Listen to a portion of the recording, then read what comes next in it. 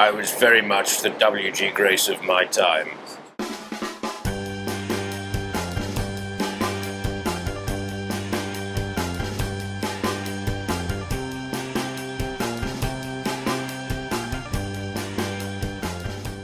It's important, I think, to go through the details of what happened when England played New Zealand. If we could just take it through maybe forensically, I believe what happened was that Tim Southee took the clothes off, and then what Brendan McCullum did was leave the corpse on the floor of the bathroom in the hotel that he came from. I mean, I'd love to give you a more detailed look of it, but that's what it was. It was perhaps one of the most amazing two-man hatchet jobs on a cricket team I've ever seen. In fact, the rest of the New Zealanders, as well as they fielded and as well as some of them bowled, they didn't need to be involved with the game. They didn't need to even turn up. Literally, Southee could have done it on his own. All he needed to do was just keep bowling at leg stump and taking out off. It was, I would say, and I'm sure Andy will back me up here, one of the most magnificent cricket games we've ever seen. Too soon, Jared. Too soon. Have some sensitivity. The Cricket World Cup, Canberra, Bangladesh against Afghanistan. In the cricket, I've said that already. Fans came to see a piece of history, and this man chose the worst possible day to film his documentary about the rare Manuka owl. The excitement was palpable. This pram had come all the way from Dhaka on its own, and this Afghan fan said it all in semaphore. I'm so excited, and I just can't hide it. I'm about to lose control, and I think I like it. The ICC took its usual strong measures against ambush marketing, and former Afghan President Hamid Karzai arrived in good spirits. These cones thankfully stopped any Tony Abbots spilling over from the Australian Parliament, and I accidentally filmed this bit upside down. Fans were soon warned to look out for England batsman James Taylor being led across the road, but sadly Bruce Reid refused to accept he'd been admitted from the Australian squad. Mr. Bangladesh, you have ridiculous hair. Almost game time, star Afghanistan paceman Hamid Hassan went through his final pre-game preparations. But Bangladesh's secret new invisible bowler was struggling to hit the stumps in practice.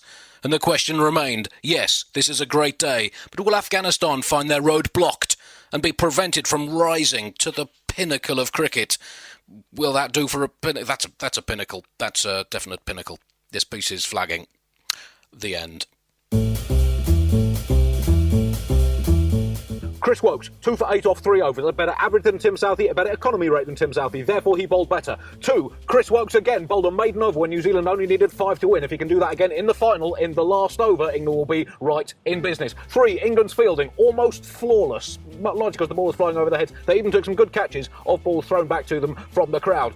4, Gary balances form, means we haven't missed Alistair Cook at all. 5, we're keeping the bowlers fresh for the business end of the tournament. That could be absolutely crucial, it's a long tournament. 6, that Woakes maiden again. It screamed defiance. It said, we are not a team that will be beaten, with more than 38 overs to spare. 7, England were hammered by the Australian lower middle order. They kept the New Zealand middle order very, very quiet indeed. 8, Kane Williamson, one of the form players in the world. 9 off 22 balls. England all over him like a rash. 9, we got both openers out within the power play overs. That is crucial in this tournament of new ball bowling. And 10, we outbatted the Pakistan top order convincingly. Stop the clock! New Zealand are now almost favourites, like proper favourites, even ahead of Australia right at the moment. And England are out of the tournament, I believe, officially. So what do you think of New Zealand? Well, England, I think, are probably spiritually out of the tournament at the moment. Australia, well, you'd have expected them to beat Bangladesh, so they're going to have to be very disappointed with their performance in Brisbane.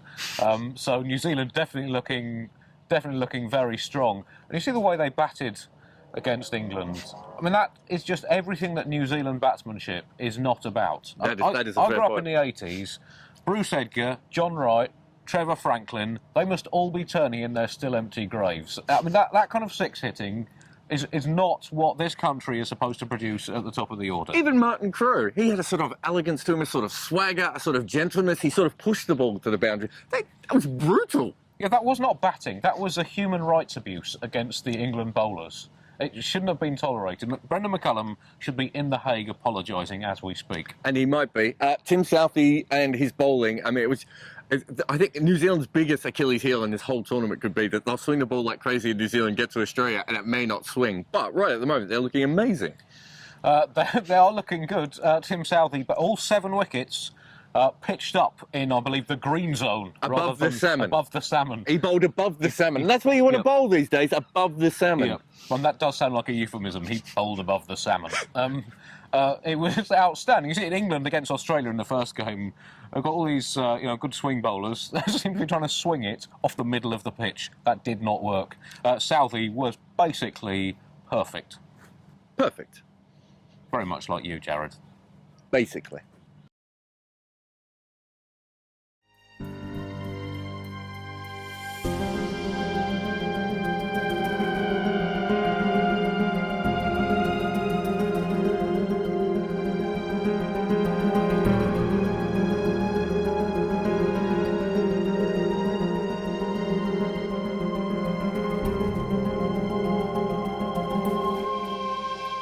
So we're at Hagley Oval, which had an amazing crowd today, actually. They were probably a little bit upset to be at the game because it was of such a low quality almost throughout. Marlon Samuels' batting was almost as bad as anything Pakistan did, but it wasn't because Pakistan couldn't, they wouldn't stop a run. When the ball came to them, they would let it go through them. When there was a catch, they would drop it. When there was a run-out chance, they didn't pick the ball up. Most of the time, they just weren't close enough to the ball to worry about it. There was a couple of times they just kicked the ball. They were about as bad in the field as you could be. Yeah, well, I mean, I'm probably the worst fielder I've ever seen, and I think in a lifetime I've not misfielded as often as Pakistan did in 50 overs today. There was, I think, one clean piece of fielding at one point, but that might have been an accident. I think a player was trying to swat a wasp.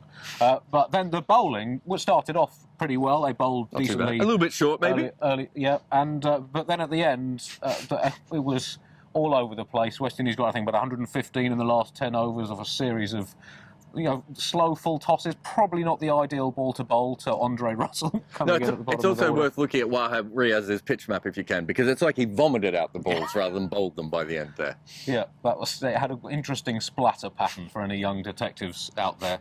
But then it came to the batting, so West Indies, 310 roughly in their 50 overs, came to Pakistan's batting. At one point, 1 for 4, the lowest score for 4 wickets in the history of ODI cricket anywhere in the universe, Jared, not just on Earth. No, not just at Hagley either. Not just at Hagley, anywhere in the universe. 1 for 4, and yet they were still batting better than they had fielded. That puts everything in perspective. Somehow, Pakistan managed to be even more useless than England. Get in!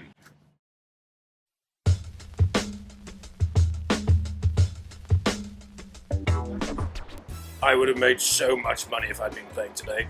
I'd make Glenn Maxwell look like a waiter in a low-grade schnitzel bar. That much money. I'm here with Andy Zaltzman. He's played at the very lowest levels of the game. There's no one probably more in tune with bad cricket than future Test legend Andy Zaltzman. Take us through what happened with Stuart Broad, Andy. Well, Stuart Broad, as we know, very fine batsman in his day, scored 160 in a Test match. Unfortunately, his day is a long time ago on current form. He missed some balls yesterday in Wellington by, it seemed, approximately the width of around, not just a little bat like this, but around about 2 pitches. Why don't you show us what happened? Broad's, took a classic stance as the ball's coming down. His feet are kind of going the wrong way. Yeah. Very much as if he's just slowly backing off a cliff in an indecisive attempt to escape an awkward family picnic. And he missed the ball by a long way. But received a lot of criticism for this, I think unfair. Broad, for me, it was a satirical piece of batting. It was a broadside to the Russian President Vladimir Putin about his conduct in the Ukraine crisis, and Broad, by missing the ball by such a phenomenally large margin, was saying to Putin, what you are doing is completely and utterly out of line. So Broad really sacrificing his own team, his own form, for the greater good of the world. I think he should be applauded and praised for it. There you have it.